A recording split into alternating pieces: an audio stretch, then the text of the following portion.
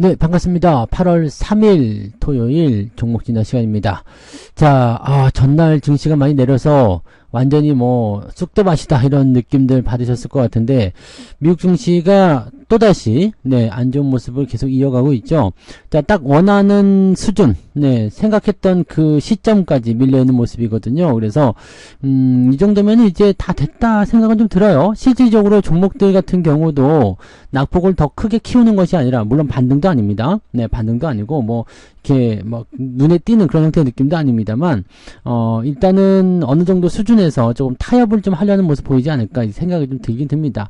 자, 그러다 보니까 좀 복잡한 그런 계산법들이 나올 수밖에 없는 종목군들이 많이 생기고 있는 것 같아요. 그래서 거기에 따른 종목군들 좀 알아볼 거고요. 자, 미국 같은 경우는 지금 실업률이 4.3%가 나오면서 애매해진 상황이 좀 됐어요. 원래는 이게 되게 좋은 소식으로 지금 전망을 하고 있었는데, 지금은 배드뉴스를, 더 큰 배드뉴스를 보고 있기 때문에 경기 침체 나온다 뭐 이렇게 나오잖아요. 그래서 거기 관련된 종목들 좀 알아볼 거예요. 그래서 오늘 뉴스 테마 특징 종목으로는 이 금리 인하와 연결된 부분, KB금융, 신한지주 알아볼 거고요. 인기 검색 상위 종목은 AI가 아주 이제 침몰한다, 뭐 이런 얘기가 나올 정도로, 급락세를 보였던 SK 하이닉스와 삼성전자 알아볼 거고요.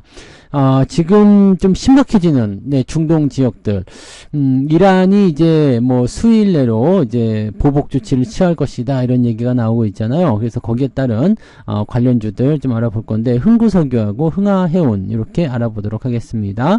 그래서 이렇게 전체적으로 좀 복잡한 그 정세들 다 담고 있는 것 같아요. 그래서 이 종목들 알아보면서 같이 이야기 해보도록 하죠. 차트 먼저 보도록 합니다. 자, 흥구석유 먼저 볼게요. 흥구석유는 뭐 아시겠지만, 그 석유 유통 뭐 이쪽이기 때문에 이런 비슷한 이야기 나오면 꼭 올랐어요. 중동 지역에 문제가 있다, 유가가 올라갈 것이다, 뭐 등등등 이런 얘기가 나오게 되면 항상 이제 변화를 먼저 겪었던 부분 중에 하나죠. 자, 중동 지역에서 이제 전쟁이 만약에 발발하게 된다거나 분위기가 더 심각해진 상황이 벌어지게 되면 아무래도 원유 수급에 영향력을 좀 주겠죠. 그러다 보니까 이렇게 유통, 도매 이런 쪽으로 올라가는 모습이 좀 있어요. 흥구석유 말고 한국석유, 이런 것들도 좀 반등세가 좀 있고, 전체적으로 좀 이렇게 움직이고 있습니다. 이 중에 가장 빠르게 반응하는 것이 이제 흥구석유인데, 어제 같은 경우는 한국석유가 더 먼저 올라간 것 같아요. 그래서 이제 흥구석유의 움직임들을 좀 이렇게 보고 있으면, 요즘에 이제 상당히 중동 문제가 안 좋았구나라는 것을 우리가 알 수가 있죠. 근데 들쭉날쭉 하면서 이 저점이 계속 올라가고 있기 때문에 요것도 이제 계속 진행형이 돼버리는 듯한 느낌이 좀 있어요. 그러니까 중동 지역 문제가 단기적으로 끝나는 게 아니고 조금 오래 걸리는 그런 형태의 느낌이 좀 생겨버리죠. 그러니까 이것도 이 석유와 관련된 이 중동 문제와 관련된 부분들이 단기성 재료로 끝나는 것이 아니라 상승과 하락을 반복하면서 이제 그 지속성을 띠는 그런 추세의 흐름으로 만들어져 버리겠습니다. 그러다 보니까 지금 상황은 일단 우상향 패턴이 만들어지는 모습이고요. 전고점 이 박스권 추세 상단에 부딪힐 때마다 조정이 좀 들어오긴 하는데, 자, 현재 시장에서 본다면 추세 상단에 들어오지 못했죠. 그래서 추가 상승이 더 일어날 수도 있다. 만약에 진짜 이란이 이스라엘을 들이받아 버리게 되면 문제가 좀 될 수가 있어요. 그러면 그런 상황 속에서 이스라엘이 공격을 받았을 때 미국이 뭐 방어적인 모습을 취할 수는 있겠습니다만 이스라엘을 도와서 이란을 공격한다든지 이런 모습은 안 할 거란 말이죠. 이렇게 됐을 경우에 어떤 일이 벌어질 것인가?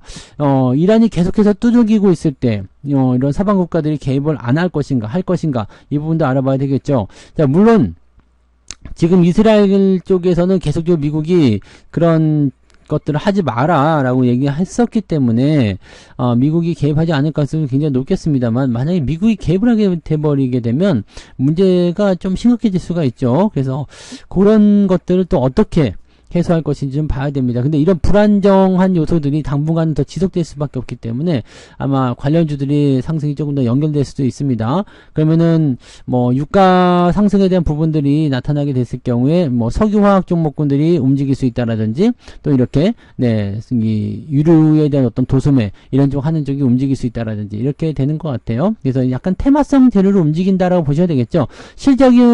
실제로 실적적인 측면들이 뭐 크게 늘어나서 종목을 끌어올린다, 이 펀더멘털을 끌어올린다 이런 느낌이 아니고 지금은 조금 애매한 그런 모습으로 진행될 수밖에 없는 상황이다라고 보시는 게 맞을 것 같아 보입니다. 그래서 요거는 일단 흐름이 분위기가 그렇게 잡혀 있기 때문에 상승에 대한 포인트를 더 연결시켜서 가셔야 될 것 같아요.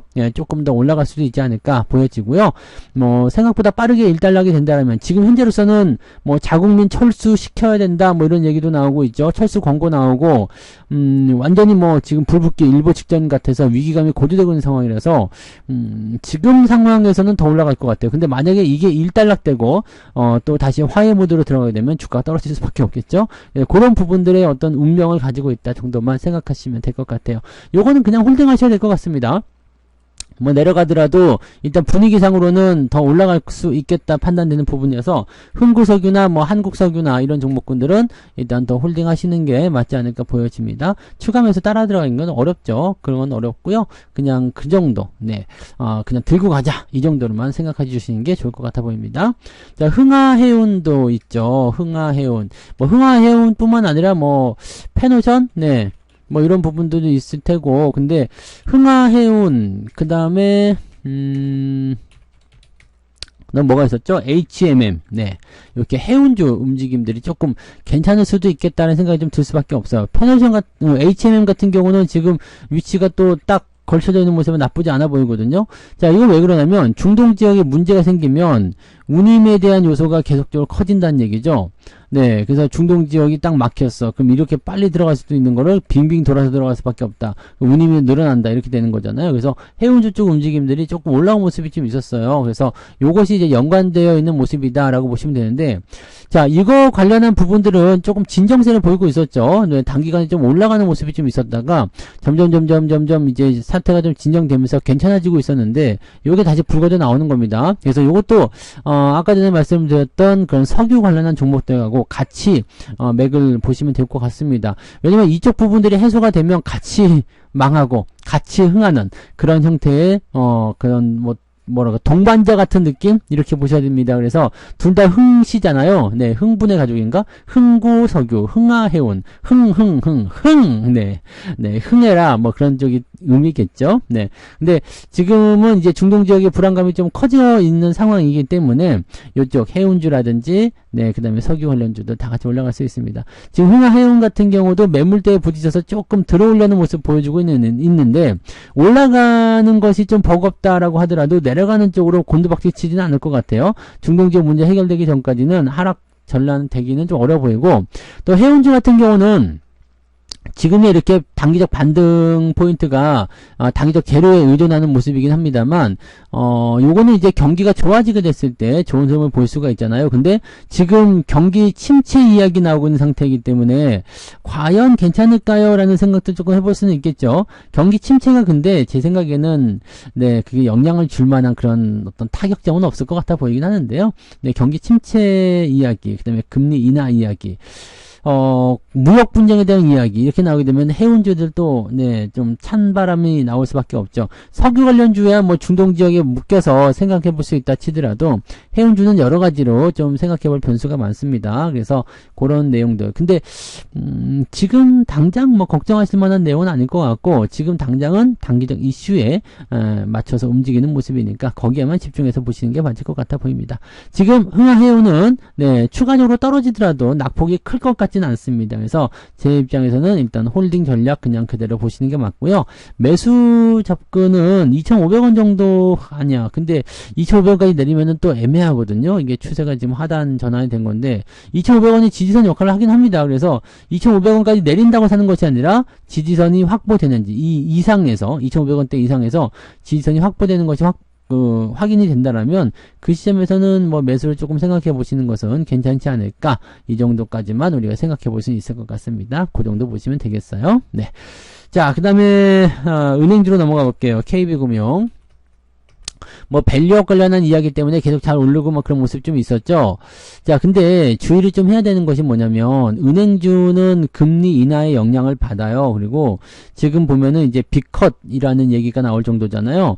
경기 침체에 대한 부분이 있기 때문에 빅컷, 즉 금리 인하를 0.25씩 단계적으로 낮추는 것이 아니라 0.5%씩 그냥 까부실 수도 있다. 이런 식으로 얘기가 나오고 있단 말이에요. 그러니까 금리 인하가 그 정도로 이루어지게 되면 우리나라 금통위는 또 그냥 그거 따라한답시고 또 득달같이 금리를 내릴 수가 있겠죠. 자, 그런 부분들 나오게 될 수 있습니다. 자, 그 다음에 지금 현재 상황에서는요, 은행들이 이제 대출금리 조금 인상하고 있는 거 알고 계시죠? 뭐 집값이라든지 이런 것들을 잡아야 한다 그러면서 대출금리 좀 올리고 있거든요. 대출금리를 올리게 되면 무슨 일이 벌어지느냐, 대출의 그 규모가 총량이 좀 축소가 되기도 하고요. 또 연체율이 올라가는 리스크를 안게 됩니다. 근데 만약에 여기서 경기 침체까지 만나게 된다. 그 다음에 기준금리를 낮췄을 때 얘네들이 이것도 어떻게 할 거냐, 이런 것들이 나타날 수 있거든요. 그러니까 은행 같은 경우는 지금 돈을 잘 벌었어요. 지금까지. 그리고 네, 이 고금리 기조가 계속 유지가 됐기 때문에 큰 문제는 없었는데 실제로 금리가 인하가 되는 시점이 됐을 경우에 과연 이 밸류업이라는 이 재료 하나만으로 주가를 계속 올릴 수 있겠는가는 저는 좀 의문인 것 같아요. 그래서 제 생각에는 은행주를 매수하는 시기는 금리가 이제 저점을 통과한 시점부터 상황 보고 접근하시면 좋지 않을까 생각되거든요. 지금처럼 고금리 기조가 나올 때 은행주 매수하시는 건 조금 애매하지 않을까 싶습니다. 저는 은행주들은 다 팔고 없어요. 제가 다 팔아서 그렇게 얘기 드리는 게 아니라 그냥 업황의 성격이 그렇다는 얘기죠. 그래서 그렇게 보시면 될 것 같고요. 일단 밸류업을 통해서 계속 밀어준다라면 상관없겠는데 주가 흐름 자체는 네, 지금 아직 양호한 편이니까 괜찮아 보이고, 근데 매물대를 이탈하는 모습으로 연결이 된다면 이제 주의는 좀 필요할 수가 있겠죠. 지금 당장은 뭐 어떻게 액션을 취할 만한 건 없어요. 근데 약간 조심은 좀 해야 되겠다. 이 구간대가 피크치일 가능성이 높을 수도 있다라고 생각하셔야 됩니다. 즉 주가가 더 오르기보다는 이 구간대를 위시로 해서 횡보를 연결해 나가는 그런 모습이 나타날 수도 있다는 얘기죠. 지금 조정이 좀 나온 상태인데 보통 주가가 조정일 때는 은행주라든지 이런 경기 방어주들이 반등해주면서 받아주는 역할을 좀 해줘야 되거든요. 근데 지가 덩달아 더 빠졌잖아요. 그러니까 이런 부분들도 보면은 방어주적인 어떤 성격도 안 띄고 있는 거 아니냐, 이렇게 구분이 좀 되기도 합니다. 밸류업 때문에 올라온 이 주가의 상승률을 과연 어떻게 지켜낼 수 있을 것인가, 또 금리 인하에 어떻게 반응할 것인가, 이거는 숙제로 남을 수밖에 없습니다. 그래서 지금은 일단 홀딩이지만 뭐 신규 매수라든지 뭐 비중 확대 이런 것들은 안 하시는 것이 맞지 않을까 보여지고요. 지지라인 때는 지금 78,000원 정도 형성되어 있으니까 그 정도 라인대로 한번 우리가 참고해서 보시면 될 것 같습니다. 자, 신한지주도 한번 볼게요.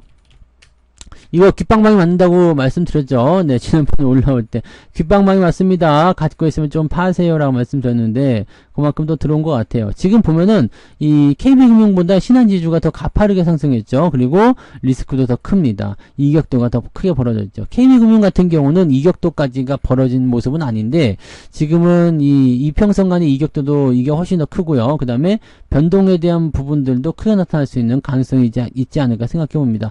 물론 은행주들은 아직까지 저평가다라는 평가를 받고 있긴 합니다만은 앞서서 설명드린 것처럼 뭐 금리 인하라든지 뭐 이런 부분이 나타나게 됐을 때 과연 지켜질 수 있을 것인가에 대한 부분인 거죠. 과연 이러한 여러 요소들이 밸류업에 대한 부분들을 믿고서 네, 계속 주가를 상승시킬 수 있을 것인가, 이거는 솔직히 지금까지도 네, 의문이라 보시면 되겠습니다. 요즘엔 뭐 실적 좋아요, 뭐 밸류업 있어요 그러면서 주가 계속 올라가는 모습이긴 했습니다만 단기적인 조정이 됐든 중기적인 조정이 됐든 간에 일단 조정을 좀 피하기는 어렵지 않을까 생각합니다. 그래서 이 은행주들에 대한 관점은 지금 현재로서 저는 중립이에요. 네. 갖고 계신다라면은 굳이 매도할 것까지는 없지 않을까, 번거롭게. 네, 샀다 팔았다 다시 할 필요 없지 않을까 생각하는 모습이긴 한데, 그렇다고 해서 또 막 이렇게 매수를 해본다거나 또 그런 형태의 느낌은 또 아니고, 또 매도를 하기도 애매한 구간이죠. 그래서 네, 분명히 네, 금리 인하라든지 이런 부분들 때문에 부담을 겪을 수는 있는데 그렇다고 해서 매도를 치기도 애매한 구간이죠. 그러니까 이런 종목들은 다루기가 조금 어렵습니다. 그래서 은행주들 같은 경우는 제가 생각하기에는 매수하지 않는 그런 그 조건으로 해서 홀딩 전략을 그냥 유지하시는 것이 맞지 않겠는가 이렇게 생각이 됩니다. 그래서 그 정도만 보시면 되겠어요. 이 은행주들은 그냥 이제 홀딩하면서 시장의 흐름에 맞춰서 움직일 때 같이 대응하시면 되고요. 보통은 방어주적인 역할이기 때문에 지수가 빠지면 얘네들이 올라오면서 방어를 좀 해줘야 되는 역할이 좀 있어요. 그러니까 그런 식으로 해서 또 방어주 역할을 해낼 수 있을 것인지 여부도 체크를 해볼 필요는 있겠죠. 네, 아무튼 그런 정도로 우리가 참고를 하시면 되겠습니다. 은행주들은 네, 글쎄 지금 현재로서는 이제 계륵 같다고 봐야 되나요? 네. 버리기는 조금 아깝고, 그렇다고 사기는 조금 못하고, 업황은 조금 나빠질 것 같고, 막 이런 식의 느낌이라고 보시면 되겠습니다. 네. 자, 그 다음에 논란의 SK 하이닉스, 이제 넘어가 봐야죠. 네. 하이닉스가 무려 10%가 빠졌죠. 네. 이런 날 본 적이 없죠. 네. 10% 빠진 날이 있었던가요? 없었던 것 같아요. 네. 근데 제가 분명히 말씀드렸습니다. 네. 이 하이닉스, 그때 6월 달이었겠죠? 여기 24만원 넘어갈 때, 신고가가 나오는 건 좋지만, 신규 매수 들어가지 마세요. 조정이 곧 나올 겁니다. 조정이 나오는데, 1차적으로는 21만원. 왜냐면 61선 지나가야 되니까요. 그때는 21만원 아니라 20만원까지 얘기 드렸어요. 20만원에서 21만원, 이렇게. 왜냐면 그 시점으로 돌아가시면은 61선 지지가 20만원에 걸쳐져 있어요. 이렇게, 네, 여기 고점 나올 때, 이거 19만원, 20만원대 걸쳐져 있잖아요. 그러니까 여기를 이제 지지선 역할을 좀 할 것이다라고 말씀을 드렸었던 건데, 그게 이제 깨고 내려가면서 오늘 17만원, 여기까지 내려온 거예요. 자, 매물대로 봤을 때는 지금이 저점이다라는 인식이 들긴 합니다. 네. 근데, 추가적인 하락을 만들어낼 수 있는 가능성이 높다. 저는 17만원 아래쪽을 노리고는 있거든요. 그래서 뭐 더 가격 싸게 한다면 16만원. 16만원보다도 더 쌀 수가 있을까 싶긴 한데, 요거는 이제 추세를 한번 좀 그어볼게요. 추세를 그어보면 과거에 있던 추세가 지금 17만원대 걸쳐져 있어요.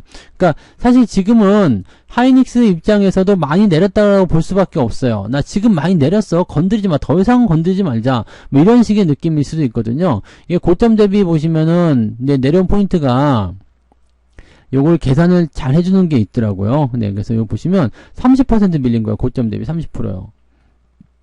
고점 대비. 그러니까 고점에 물리신 분들이 30% 정도 까인 건데, 이렇게 되면 뭐가 나와요? 반대 매매가 나오죠. 그러면은 이게 지금 투매를 유발한 부분에서 반대 매매까지 연결돼 버리게 되면 다음날 한 번 더 빠질 수가 있죠. 그래서 월요일날 만약에 주가가 네 빠지게 된다면 16만 5천원이나 또는 그보다 더 아래쪽 나올 수도 있겠죠. 네, 그러면은 우리가 원하는 위치, 제가 원하는 가격대는 16만원대거든요. 그래서 16만원대 아래로는 내려가지 않을 것 같다 판단은 들고는 있는데, 거기까지 온다면 일단 놓칠 수 없잖아요. 그래서 16만원대 정도, 네, 17만원 아래쪽으로 일단 매수 포인트 노리고 있다, 이 정도 보시면 되겠습니다. 자, 여기에 대해서 지금 보시면 뭐 나는 더 떨어지면 매수할 것이다, 이 생각만 지금 하고 전달해 드렸잖아요. 근데 AI 업황에 대한 부분들은 제가 전달해 드리지 않은 이유는 간단합니다. 왜? AI 업황은 여러분들이 그냥 다 알고 계시는 거예요. 최근에 AI 종목분들이 떨어진 이유는 뭐가 있었어요? 뭐 AI 투자에 대한 부분들이 성과를 얼마나 내는지 모르기 때문에, 불확실성 때문에 떨어진다, 이렇게 나왔었는데, 실제로 메타 같은 경우나 다른 기업들이 AI 투자를 확대하고 있고, 또 메타는 AI를 통해서 실적이 또 실제로 발생을 하고 있고, 또 엔비디아 같은 경우는 뭐 경쟁자가 나와서 위축된다라고 하지만 여전히 엔비디아 잘 팔리고 있고, 또 거기에 들어가는 HBM은 하이닉스가 거의 독점적으로 유지하고 있고, 이렇게 되어 있는 거잖아요. 그래서 사실 업황에 대해서는 제가 계속 말씀드리고 있기 때문에 달리 업데이트 할 게 없습니다. 좋아요. 업황 좋습니다. 더 갈 거라고 생각해요. 더 갈 거라 생각하기 때문에 이렇게 단기적인 조정이 나온다거나 그런 모습이 나올 때 우리가 그런 부분들을 가지고 대응점을 좀 찾아서 해볼 수가 있다라고 보시면 되는 거죠. 그러니까 이렇게 오히려 네, 업황이나 이런 것들이 좋은 상황에서 시장의 어떤 그런 분위기로 인해서 주가가 떨어진 상황이 벌어졌다라면 네, 그 시점이 또 매수 기회가 될 수가 있어요. 다만 이제 현재 시점에서는 계속 떨어지고 있는 과정이고 수급이 나빠지고 있기 때문에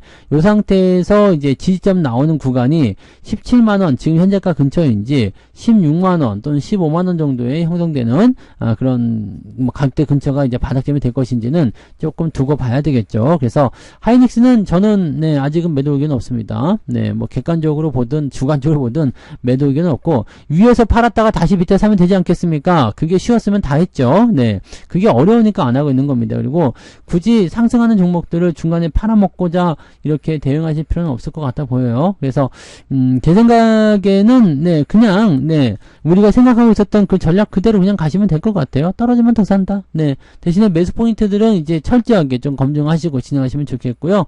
특별하게 여러분들이 네 하이닉스에 대해서 걱정하실 필요 없습니다. 이 투매에 대한 부분들은 금방 조절되기 때문에 월요일날 오전에 좀 떨궜다가 바로 반등 나올 수도 있고요. 아니면 떨구는 거 없이 그냥 바로 반등 나올 수도 있죠. 그러니까 그런 것들로 생각해 주시면 되겠습니다. 네 하이닉스 걱정스럽겠지만 괜찮아요. 네 그냥 두시면 또 다시 다 올라옵니다.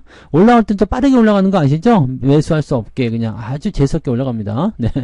자 삼성전자도 마찬가지겠죠? 네. 삼성전자도 지금 4% 정도 내렸는데 제가 8만원 매수 의견 네 저는 8만원에 매수했잖아요.